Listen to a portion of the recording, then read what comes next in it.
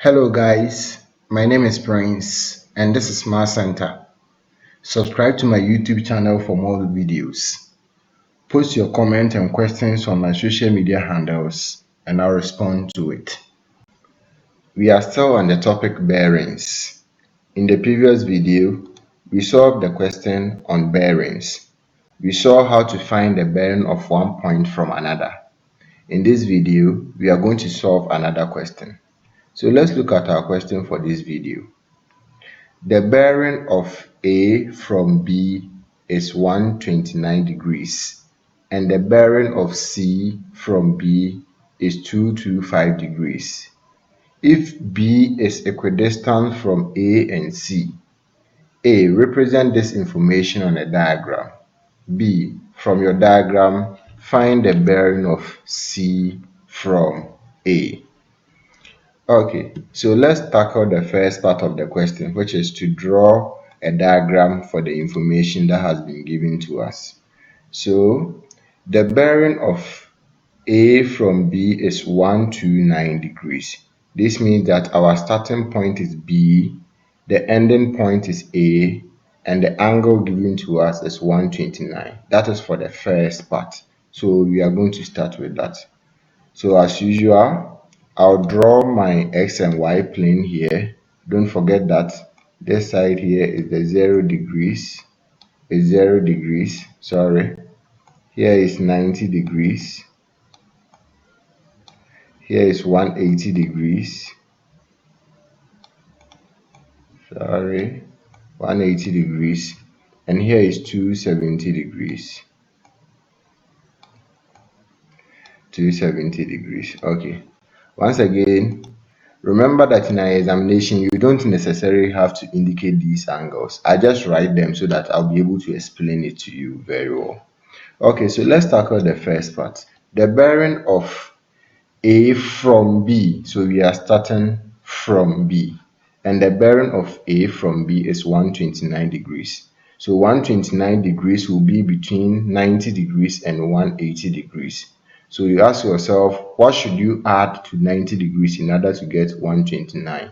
And that will be 39. So you measure 39 from 90 degrees in the clockwise direction, then you draw your line. The starting point is B and the ending point is A. So you've solved the first part. The second part says that the bearing of C from B is 225 degrees. The bearing of C from B. Once again, we are taking the bearing from B, so we are still going to take the bearing from this point. 225 degrees is going to be between 180 degrees and 270 degrees. So you ask yourself, what should you add to 180 degrees in order to get 225 degrees? And that is 45 degrees. If you want to understand how we got this 39 degrees and 45 degrees, if you still don't understand it by now, rewatch the video on 3-point bearings. I explained that into details there. So here will be 45 degrees, here is 39 degrees.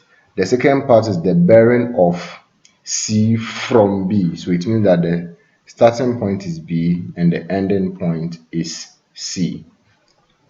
The question goes on to say that B is equidistant from A and C. What it means is that moving from B to A is the same as moving from B to C, or the distance BA is the same as the distance BC.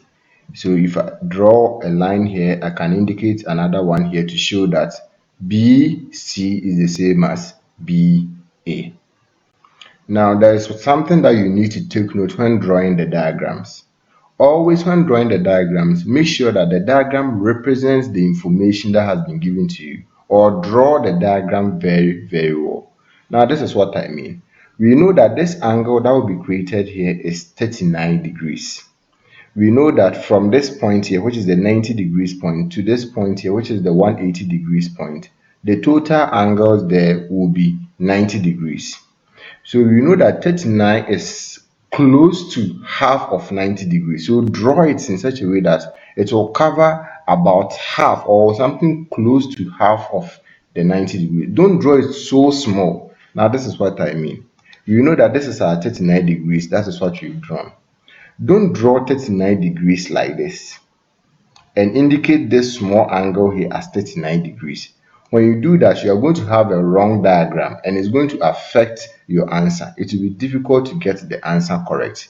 So always when you are drawing the diagram, make sure that the diagram represents the information that has been given to you. Another thing on this diagram too that you have to notice that you see the question says that the distance from B to C and the distance from B to A are the same. So make sure that B to C and B to A are the same. Don't draw one such that don't draw it in such a way that one will become longer than the other. When you do that, you see that when you are presenting your final answer, you'll be experiencing some problems. So always make sure that the diagram that you are going to draw represents the information that has been given to you. For example, here, we know that this angle is 45 degrees. We know that between 180 degrees and 270 degrees, the total angle there will be 90 degrees. 45 degrees is half of 90 degrees. So make sure that the angle, which is 45 degrees, covers about half of it.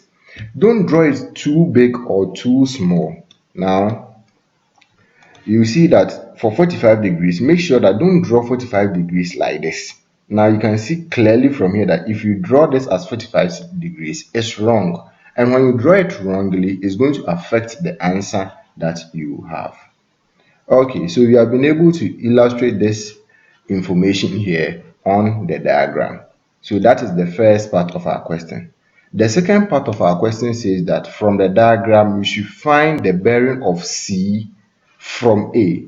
In order to find the bearing of C from A, what we have to do is that we join A to C as we have done in this diagram here. Time is up for this video. See you in the next video where we will continue to solve this question. Bye bye.